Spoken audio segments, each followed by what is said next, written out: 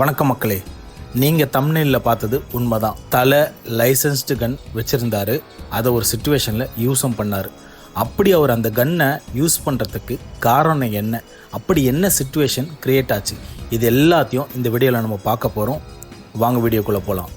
நான் உங்கள் சினிமா ஷோக்காலி. தலையன் கன்னை எடுத்தாருன்னு நீங்கள் தெரிஞ்சுக்கணுன்னா அதுக்கு முன்னாடி நடந்த விஷயங்களையும் நீங்கள் தெரிஞ்சுக்கணும்.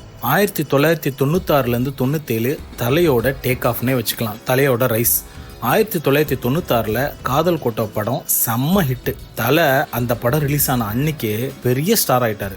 அந்த வருஷத்துலேருந்து 1996லேருந்து 97 வரைக்கும் 17 படம் சைன் பண்ணியிருக்காரு. நம்ப முடியுதா? 17 படம். ஆனால் அதில் 7 படம் மட்டும்தான் ரிலீஸ் ஆச்சு. மிச்சம் இருக்கிற 10 படமும் ட்ராப் ஆயிடுச்சு. அதில் ஒரு படம் தான் ராசி. நம்ம தலை அஜித்தும் ரம்பாவும் நடித்து எஸ்எஸ் சக்கரவர்த்தி, எஸ்எஸ்சின்னு அவர் சொல்லுவாங்க சினிமாவில். ஸோ எஸ்எஸ் சக்கரவர்த்தி ப்ரொடியூசராக பண்ண படம். அந்த பீரியடில் நம்ம தலைக்கு ப்ரொடியூசர்னாலே ஜஸ்ட் ஒரு செக் புக் மாதிரி தான். டேரக்டர்கிட்ட நல்லா பேசுவார், ஃப்ரெண்டாக கூட பழகுவார். ஆனால் ப்ரொடியூசரை பார்த்தாருன்னா ஜஸ்ட் ஒரு ஹாய் ஹலோ வணக்கம் அவ்வளோதான் சொல்லிட்டு போயிட்டே இருப்பார். ஆனால் அவர் பார்த்த ப்ரொடியூசரில் எஸ்எஸ்சி கொஞ்சம் வித்தியாசமான ஆள். எஸ்எஸ்சி சினிமாவுக்கு ஒரு புது ஆள். சினிமாவில் அவருக்கு எந்த கான்டாக்டும் கிடையாது. அவர் அஜித் அப்ரோச் பண்ணதுக்கு காரணமே அவர் நம்ம தலையோட மிகப்பெரிய ஃபேன். அந்த டைமில் விஜயோ பிரசாந்த் கிட்டேயோ இவர் போயிருக்கலாம். ஆனால் எஸ்எஸ்சி தலைக்கிட்ட வந்ததுக்கு ரீசனு தலையும் சினிமாவில் ஒரு புது ஆளாக இருந்தார். இவரை மாதிரியே ஒரு அவுட் சைடர், சினிமா பேக்ரவுண்ட் இல்லாதவர். இது அஜித்துக்கு பயங்கரமாக பிடிச்சிருந்தது. இவங்க 2 பேரும் ஒரு கட்டத்தில் பயங்கர ஃப்ரெண்ட்ஸ் ஆனாங்க. அஜித் அப்போ அண்ணாமலைபுரத்தில் இருந்தார். எஸ்எஸ்சி அஜித் வீட்டுக்கு வருவார். 2 பேரும் ஒன்றா தான் டின்னருக்கு போவாங்க. 2 பேரும் கிராண்ட் பிக்ஸோட ரேஸோட பெரிய ஃபேன்ஸு. ESPN ஸ்டார் ஸ்போர்ட்ஸில் வர ரேஸெல்லாம் பார்த்து பயங்கரமாக என்ஜாய் பண்ணி கற்றுவாங்கன்னா பார்த்துக்கோங்களேன். இந்த ஃப்ரெண்ட்ஷிப் ராசி படத்துக்கு அப்புறம் இன்னும் ரொம்ப ஸ்ட்ராங் ஆச்சு. நம்ம தலை அஜித்தும் எஸ்எஸ்சி அவங்க 2 பேரோட பார்ட்னர்ஷிப். ராசி படம் பெரிய ஹிட்லாம் இல்லை, ஓகேவான வசூல் தான். ஆனால் நம்ம தலையும் எஸ்எஸ்சியும் ஒரு முக்கியமான டீல் போட்டுக்கிட்டாங்க. அஜித் டைரக்டரை செலக்ட் பண்ணுவார், ஆனால் ப்ரொடியூசராக எப்போவுமே எஸ்எஸ்சி தான் இருப்பார். இது 1970லேருந்து 90 வரைக்கும் இருந்த style. Visu Balachander, Rajini SP Muthuraman, Kamal SS Rao, இந்த மாதிரி ஒரு ஹீரோ ஒரு டைரக்டர் இல்லைன்னா ஒரு ப்ரொடியூசர், இவங்க கூட பல வருஷமாக ஒர்க் பண்ணுற மாதிரியான கண்டிஷன்ஸ் அது. இது மாதிரி தான் அஜித் எஸ்எஸ்சிக்கு பல்காக டேட்ஸ் கொடுத்துருந்தார். இவங்க 2 பேரோட பார்ட்னர்ஷிப் செம்ம ஹிட்டு. வாலி, சிட்டிசன், வில்லன் எல்லாமே மாஸ் ஹிட்ஸு, செம்ம கலெக்ஷன். முகவரி ஓரளவுக்கு ஓகேவாக போச்சு. ரெட்டு மட்டும்தான் ரொம்ப சுமாராக போச்சு. 2004லேருந்து 2005 இவங்க அடுத்த 10லேருந்து 15 வருஷத்துக்கு பயங்கரமாக ஒர்க் பண்ணணும்னு சொல்லிட்டு செம்ம பிளான் போட்டு வச்சுருந்தாங்க. ஆனால் அடுத்த ஒரே வருஷத்தில் அஜித் எஸ்எஸ்சியை விட்டு விலகிட்டார். என்ன நடந்தது? சினிமாவில் இந்த காசை வச்சு விளையாடுற விளையாட்டு தான் எல்லாத்துக்கும் காரணமாக இருக்கும். 1990களில் சினிமா ஃபைனான்ஸ் எல்லாம் மார்வாடி, சிந்தி, குஜராத்தி ஃபைனான்சியர்ஸ் கிட்ட தான் இருந்தது. ரமேஷ் பந்தாரி, உச்சம் சந்த் ஜெயின், நேமிசன் ஜெயின், ராஜேஷ் குமார் மேத்தா, லால்சன் சிந்த்வானி, கமலேஷ் மிர்சந்தானி, இவங்க எல்லாமே பெரிய ஆளுங்க. இவங்களோட பிஸ்னஸ்லாம் பார்த்தீங்கன்னா ஜவுளி கடை, மார்பிள் பிஸ்னஸ், கிரைனட் பிஸ்னஸ், அதுக்கப்புறம் ஆர்டிஃபேக்ட்ஸு, கைவினை பொருட்கள், ஃபர்னிச்சர் ட்ரேட்ஸு, இதில் எல்லாத்துலேருந்தும் இவங்க காசு எடுத்து சினிமாவில் இன்வெஸ்ட் பண்ணுவாங்க. மாதத்துக்கு 3% வட்டி. ப்ரொடியூசர் 20% காசு போடணும். 3லேருந்து 5 தவணைக்கு காசு கொடுப்பாங்க. இப்படி தான் இயங்கிட்டு இருந்தது. ஆனால் 2000ஓட ஆரம்பத்தில் ஒரு புது டீம் வந்துச்சு. அவங்களோட காசு எல்லாமே பிளாக் மணி, லஞ்சத்துலேருந்து வந்தது. அரசியல்வாதிங்க அப்புறம் பெரிய பெரிய ஆஃபீஸருங்களோட காசு இவங்க மூலியமாக சினிமாவில் இன்வெஸ்ட் பண்ணி அது ஒயிட் மணியாக மாறிச்சு. இந்த புது ஃபைனான்சியர்ஸ் எல்லாருமே 1.5% வட்டி தான் கொடுப்பாங்க. காசு 100% ஒரே ஷாட்டில் தருவாங்க. இந்த விஷயம் சினிமா ப்ரொடியூசர்ஸ்க்கு புதுசாகவும் இருந்தது, பிடிச்சியும் இருந்தது. இதனால் ஜிவி மணிரத்னமோட பிரதர், காஜா, எஸ்வி பெருமாள், இந்த மாதிரியான ப்ரொடியூசர்ஸ் எல்லாமே இவங்க பக்கம் திரும்ப ஆரம்பித்தாங்க. ஆனால் அதே சமயத்தில் ஆர்பி சௌத்ரி, பாலச்சந்தர், ராம்குமார் கணேசன், ஏஎம் ரத்னம், சந்திரஹாசன் மாதிரியான பழைய ப்ரொடியூசர்ஸ் பழைய ஃபைனான்சியர்ஸ் கிட்டவே இருந்தாங்க. இந்த மேட்ரு நம்ம தலையோட லைஃப்பில் எப்படி கனெக்ட் ஆகுதுன்னு பார்க்கலாம். நம்ம தலை அஜித் பழைய ஃபைனான்சியர்ஸோட செம்ம கம்ஃபர்ட்டாக இருந்தார். அதில் முக்கியமாக உத்தம் சந்த் ஜெயின் அவரோட ஃபேமிலியோட ரொம்ப நெருக்கமாக இருந்தார். தீபாவளிக்கு அவங்க வீட்டுக்கு போவார். அதே சமயத்தில் அவங்களும் இவங்க வீட்டுக்கு வருவாங்க. நல்ல ஃப்ரெண்ட்ஸாக இருந்தாங்க.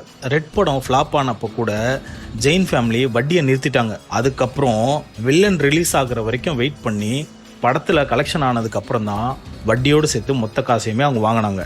ஆனால் நம்ம எஸ்எஸ்சிக்கு செலவை குறைச்சி லாபத்தை ஜாஸ்தியாக்கணும்னு பெரிய ஆசை இருந்தது. அதனால் அவர் புது ஃபைனான்சியர்ஸ் கிட்ட போனார். குறிப்பாக அருள் நவீன். அவர் ஒரு பெரிய ஃபைனான்சியர் அருள் நவீன் கிட்ட காசுக்கு பஞ்சமே கிடையாது.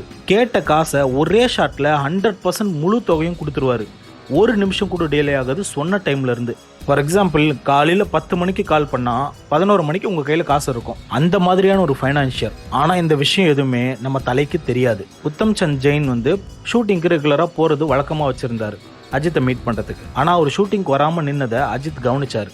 எஸ்எஸ்சி இதை பற்றி அஜித் கிட்ட ஒன்றுமே சொல்லலை. நம்ம தலைக்கு அடுத்து வந்த 3 படம், காதல் சடுகுடு விக்ரம் கூட, அப்புறம் ஜி, அப்புறம் ஆஞ்சநேயா, எல்லாமே செம்ம ஃப்ளாப்பு. படங்கள் ஃப்ளாப் ஆனாலும் எஸ்எஸ்சி ஆஞ்சநேயா படத்துக்கு அப்புறம் அஜித்துக்கு ஒரு மிட்சுபிஷி பெஜோரோ காரும், ஜி படத்துக்கு அப்புறம் இம்போர்ட்டட் லேண்ட் க்ரூசர் காரையும் கிஃப்டாக கொடுத்தாரு. அது வரைக்கும் பெருசாக கடன் இல்லாத எஸ்எஸ்சிக்கு அந்த மொமெண்ட் அப்போ கடன் 9.5 கோடியாக இருந்தது. இவ்வளோ கடன் இருந்தும் அவங்களோட ஃப்ரெண்ட்ஸ், அதாவது அந்த புதுசாக வந்த ஃபைனான்சியர்ஸ் அவரை எந்த ப்ரெஷரும் கொடுக்கல. ஏன்னா அப்போ வரைக்கும் தல அஜித் அவங்க கூட தான் இருந்தார். ஐ மீன் படங்களில் கமிட் ஆகியிருந்தார். இப்போ நம்ம மெயின் பிக்சரை நெருங்கிட்டோம். டைரக்டர் பாலா தலை பக்கமாக வர ஆரம்பிக்கிறார். 2004 பாலாவோட பெரிய ஃபேனாக நம்ம தலை அஜித் இருந்தார். பாலா ஒரு படத்துக்கு அஜித்தை கூப்பிட்டப்போ தலை செம்ம ஹாப்பி ஆகிட்டார். எஸ்எஸ்சி இதை ப்ரொடியூஸ் பண்ணலான்னு ரெடியாக இருந்தார். ஆனால் ஒரு பெரிய ப்ரொடியூசர் ஏஎம் ரத்னம் உள்ளே வந்ததும் எஸ்எஸ்சி விலகிட்டார். என்னடா 10-15 வருஷத்துக்கு பெரிய பிளான் போட்டோம் அஜித்தோடு சேர்ந்து, இப்படி ஆயிடுச்சேன்னு எஸ்எஸ்சி நினச்சாரு. ஆனால் அந்த பக்கம் நம்ம டைரக்டர் பாலாவோட டிலே பண்ணுற பழக்கம் ஏஎம் ரத்னத்துக்கு சுத்தமாக பிடிக்கல. 7 மாதத்தில் அவர் அந்த ப்ராஜெக்ட்லேருந்து வெளில போயிட்டாரு. ஆனால் நம்ம தலைக்கிட்ட கொடுத்த 15 லட்சம் அட்வான்ஸை அவர் வாங்கவே இல்லை. டைரக்டர் பாலாக்கு ஃபைனான்சியர்ஸ் தேடுறப்போ மறுபடியும் அந்த அருள் நவீன் உள்ளே வராரு. ஒரு டம்மி ப்ரொடியூசர் ஸ்ரீனிவாசனை வச்சு உள்ளே வராரு. படத்துக்கு காசு போட்டாரு. அஜித்துக்கு இந்த விஷயம் எதுவுமே தெரியாது. இது கதையோட டேர்னிங் பாயிண்ட். நம்ம தலைக்கிட்ட அருள் நவீன் வராரு. 2005 நவம்பரில் அருள் நவீன் எஸ்எஸ்சியை கூப்பிட்டு தலையை மீட் பண்ணணும்னு சொல்கிறாரு. எஸ்எஸ்சி உடனே தலைக்கிட்ட பேசிட்டு ஒரு மீட்டிங்க்கு ரெடி பண்ணுறாரு. அந்த டைமில் எஸ்எஸ்சியோட கடன் 10 கோடிக்கு மேலே தாண்டி இருந்தது. சென்னை பார்க் ஷெரட்டன் ஹோட்டலில் 3 பேரை மீட் பண்ணாங்க. அருள் நவீனை பார்த்ததும் நம்ம தலை லைட்டாக ஜர்க் ஆகிட்டார். ஏன்னா 4-5 செயின், கையில் பிரேஸ்லெட்டு, மோதிரம், கூலிங் கிளாஸ்ன்னு ஆள் பார்க்க ஒரு பக்கா கேங்ஸ்டர் லுக்கில் இருந்திருக்காரு அருள் நவீன். அஜித்து அந்த லுக்கை பார்த்த உடனே கண்டுபிடிச்சிட்டாரு, இவன் ஒரு கந்துவட்டிக்காரன் தான் அப்படின்னு சொல்லிட்டு. மீட்டிங் ரொம்ப பெருசாலாம் போல, ஜஸ்ட் ஒரு 5-10 நிமிஷம் தான் போச்சு. அருள் நவீன் அஜித் வரலாறு படத்தில் கமிட் ஆயிருக்காருன்ற விஷயத்த மட்டும் செக் பண்ணிட்டு அங்கேருந்து கிளம்பிட்டாரு. ஆனால் அடுத்த மொமெண்ட்டு நம்ம தலை மனசுல இருந்து எஸ்எஸ்சி மேலே இருந்த ட்ரஸ்ட்டு பாதியாக குறைஞ்சிருச்சு. அப்போ தான் தலை அவருக்கு கிஃப்டாக வந்த காரெல்லாம் நினச்சி பயப்பட ஆரம்பித்தார். தலை ஒரு சாதாரண மிடில் கிளாஸ்லேருந்து வந்ததால் இந்த மாதிரி பிஸ்னஸ் உலகத்தை அவர் பார்த்ததே இல்லை.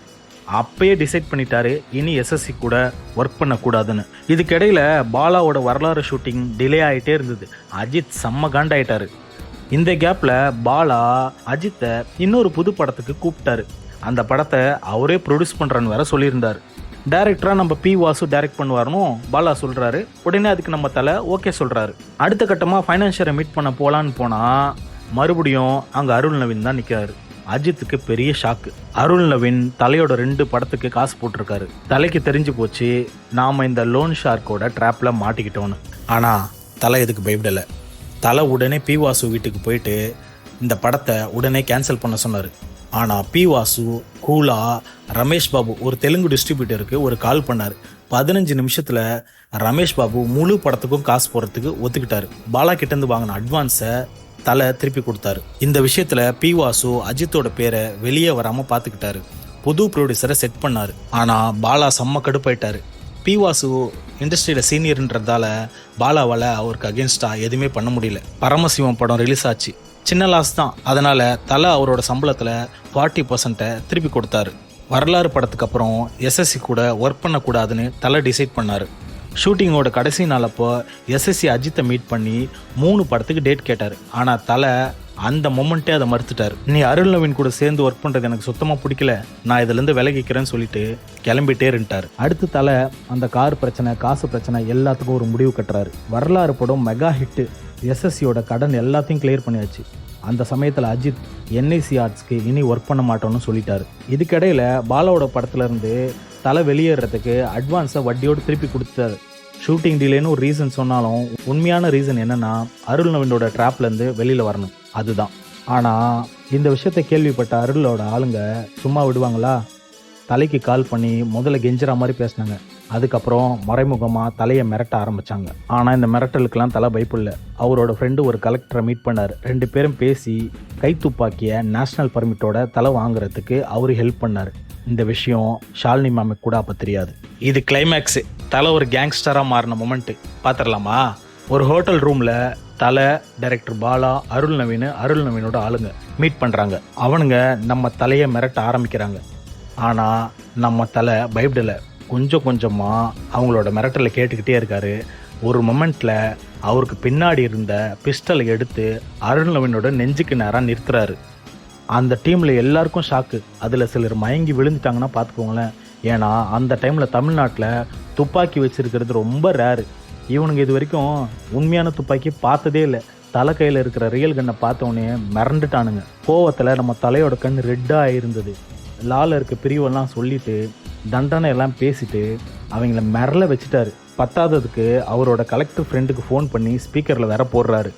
அந்த கலெக்டர் ஃப்ரெண்டு இருக்கிற பாசிபிலிட்டிஸ் எல்லாத்தையும் சொல்லிட்டு எவிடன்ஸ் ஈஸியாக மிஸ் ஆயிரும், அஜித் ஈஸியாக வெளில வந்துடுவாருன்னு விஷயத்த சொல்லி அவங்கள இன்னும் மிரள வைக்கிறாரு. அதுக்கப்புறம் சாப்பிட்டதுக்கு பில்லா ஒரு 2-3 ஆயிரம் நோட்டு டேபிள் மேலே வச்சுட்டு தலை கூலாக அங்கேருந்து எழுந்துச்சி கிளம்பி வெளில போனார். இந்த நியூஸ் வெளியில் வந்துருச்சு. ஆனால் இது இன்னமும் ரூமர்னு சிலர் சொல்லிட்டு இருக்காங்க. அதுக்கப்புறம் நடந்தது என்ன? தலையோட ரீபவுண்டு. பில்லா அந்த லோன் ஷாக் டீம் கிடையாது. அஜித்தை இனி யாரும் ஃபோர்ஸ் பண்ண முடியாது. ஆனால் ப்ரொடியூசர்ஸ் கவுன்சிலேருந்து சின்ன ப்ரெஷர் கொடுத்தாங்க. அந்த ரீசனுக்காக அஜித் கடைசியாக ஒரே ஒரு படம் அந்த டீமுக்கு பண்ணுறதுக்கு ஒத்துக்கிட்டாரு. அந்த படம் தான் பில்லா, விஷ்ணுவர்தன் டைரக்ஷனில் அஜித்தோட பயங்கரமான ஹிட் படம். அதுக்கப்புறம் என்ன நடந்துச்சு? அருள் நவீன் சில மாதத்தில் மாரடைப்பில் இறந்துட்டார். அவரோட ஆளுங்க கோபுரம் ஃபிலிம்ஸ் ஆரம்பித்து ப்ரொடியூசர் ஆனாங்க. எஸ்எஸ்சி தன்னோட பையனை டெபியூ லான்ச் பண்ணார். ஆனால் 3-4 படம் ஃப்ளாப்பு. அவர் அதுக்கப்புறம் அஜித்தை கூப்பிட்டு ட்ரை பண்ணார். ஆனால் தலை ஃபிக்ஸ்டாக இருந்தார், மறுத்துட்டார். பாலா, KS ரவிக்குமார், அஜித் இவங்க 2 பேர் கூடயும் ஒர்க் பண்ண மறுத்துட்டார். 2012 KS ரவிக்குமார் முடிஞ்சா இவனப்புடி படத்துக்கு நம்ம தலையை அப்ரோச் பண்ணார். ஆனால் தலை பில்லா 2 சூஸ் பண்ணார். KS ரவிக்குமார் கூட போல. 2016 தலை ஒரு யங் காமெடி ஆக்டருக்கு ப்ரொடியூசர் ஆகாதன்னு அட்வைஸ் பண்ணார். ஆனால் அந்த யங் காமெடி ஆக்டர் அதை கேட்கல. 2019 82 கோடி கடனில் மாட்டிக்கிட்டார். அவர் யாருன்னு உங்களுக்கு தெரிஞ்ச கமெண்ட்ஸில் சொல்லுங்கள். அடுத்து துப்பாக்கி மேட்ரு. 2011 நம்ம தமிழ்நாடு கவர்மெண்ட் நம்ம தலையோட கன் பர்மிட்டை கேன்சல் பண்ண ட்ரை பண்ணாங்க. ஆனால் அது நேஷ்னல் பர்மிட் கன், அவங்களால அதை கேன்சல் பண்ண முடியல. 2014 தலையே முன் வந்து அந்த கன்னை சரண்டர் பண்ணிட்டார். உத்தம் சந்த் ஜெயின் அஜித் கூட இன்னமும் ஃபேமிலி ஃப்ரெண்ட்ஸாக இருக்காங்க. அவரோட 3 பையனில் ஒரு பையன் எமாஷன் ஜெயின், அவர் தான் அஜித்தோட எல்லா ஃபினான்ஸ் விஷயங்களையும் பார்த்துக்கிறாரு. என்னதான் நம்ம தலை ஒரு அவுட் சைடராக இருந்தாலும், சினிமாவுக்கு புதுசாக இருந்தாலும், அவரோட தைரியத்தால், அவர் எடுத்த முடிவுகளால் தமிழ் சினிமாவில் இப்போ வரைக்கும் ஒரு பெரிய இடத்த பிடிச்சிருக்காரு. லோன் ஷார்க்ஸ் கிட்ட மாட்டாமல் தன்னோட பிரின்சிபலை விடாமல் செம்ம மாஸ் காட்டி ஜெயிச்சு முன்னாடி வந்திருக்காரு. இந்த வீடியோ உங்களுக்கு பிடிச்சிருக்குன்னு நான் நம்புகிறேன். அடுத்து இந்த மாதிரி இன்னொரு சூப்பரான வீடியோவில் உங்களை நான் சந்திக்கிறேன். Until then, bye from cinema ஷோக்காலி.